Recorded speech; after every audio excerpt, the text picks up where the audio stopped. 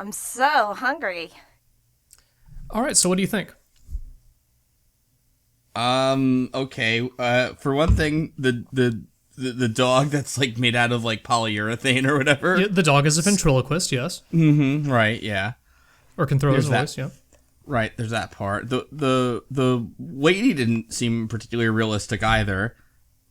And I don't know if you noticed, but her shirt just blinks out of existence at like 4 seconds. And she slightly misinterpreted what the dog was saying. The dog was merely saying, I am hungry. Right, yeah. Not I am so true. hungry.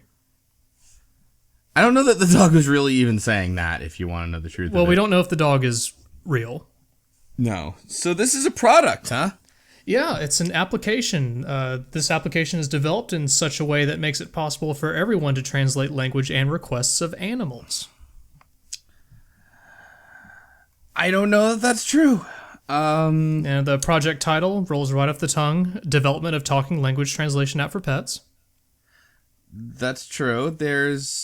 So their image features a Scrappy Doo lookalike that looks like some What? Sarah McLachlan music should be playing over it. Why does he look so concerned with what's happening to him? Because he's hungry. But he looks like scared of the app, is what I'm getting. Like, why is my owner doing this? Like, they shouldn't be able to understand me. I am Also- hungry or I have never been fed. You have pick translate, sound translate, or professional So translate? you don't even need the dog to bark to translate it. You just, read the body language roughly. Oh my god. So the first thing, the aim of this project, right, is typically kind of like this overlong sort of thing about how we all want to understand animals speaking. The second one of how to translate language is this giant paragraph. That means it's scientific, right? Yeah. Like, there are enough words here that I feel like they're probably right. So I'd read this before. I think allegedly there's like a big sample of animal noises in their database. So basically this app just kind of looks them up real quick and says, here's They what have the a dog's saying. database? Yeah, of animal sounds. Then, Okay.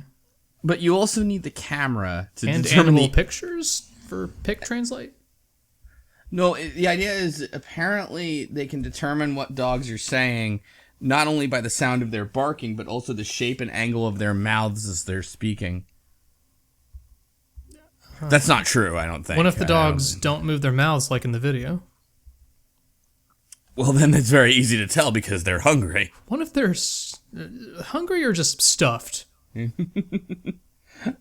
Or badly computer modeled. Well, Let's see here. So there's an application kind of map here where they show you, number one, the ad section, which I guess you're really interested in. I guess this has to make money somehow.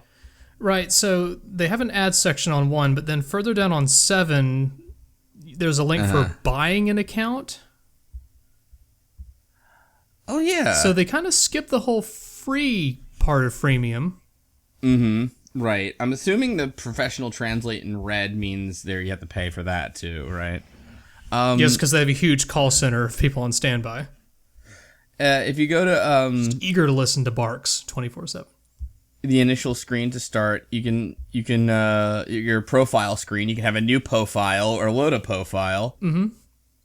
And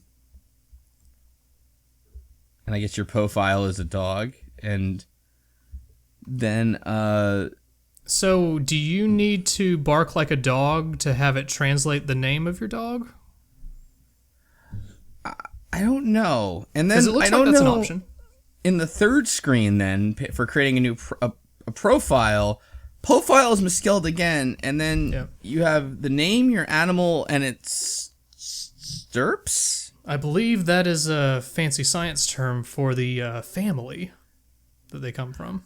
Ah, okay. It's hard to tell when everything else is kind of butchered. Okay. But wait, why would the average end user would they know that? Is that like a thing? Well, if they're dedicated enough to download and use this app and look at ads of cat food, then yeah. I see. And then if you want to select the animal species, apparently it can translate a dog? You know when you're out on your farm and you're wondering, what is my cow saying? Yeah, or my horse who won't even look at me. Or my rooster. Or my What are you saying at cat? 5 a.m., rooster? Why What is are you that telling cat me that not- wakes me up every day? Why is that cat not realistic at all? Oh my god, yeah, is it made out of glass? Yeah, it's like a cartoon or something. It's like, your cat with the giant stylized eyes. Cat just looked at Medusa. Oh my god, this looks like the worst goddamn UI ever. And then you have to like pick your species out of like a ton of images instead of just like picking a name. It's like takes Yeah, you can't forever. actually type in your species. Jesus Christ. Man, what if you have a Yorkie? It's going to take forever to get to. And then they have like a little outline, like, here's how to take a picture of a dog.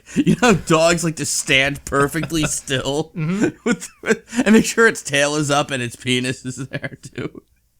I think this app is for postmortem pets, the more I look at these pictures.